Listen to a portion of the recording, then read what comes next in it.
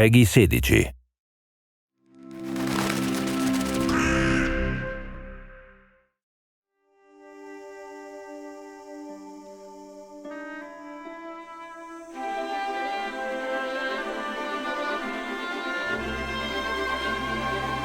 What do you remember ultimately in a game? Do you remember when you've killed a certain number of enemies, or do you remember the storyline and moving through the whole story with those characters? Just as I'd been a kid who grew up reading comics and then sat in his bedroom drawing his own comics, they were kids who'd grown up playing games and sat in their bedrooms creating games. Revolution games were a big influence, and obviously Charles Cecil is a big part of that. When I write stories and come up with locations and characters, if I'm not excited by them, I can't imagine why anybody else would be. It presents a breath of fresh air when you're looking throughout the games sector as a whole. It's something that's different and appeals to a different audience as well.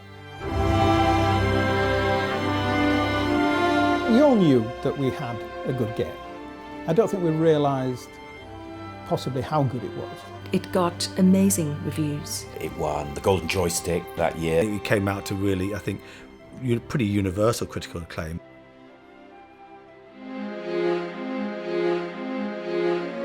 The common parlance at the time was that PC was dead, point-and-click adventures were dead, it was all about console. It was very much the start of this period where the technology was more important than the content, and that, in an adventure, it starts to become a problem.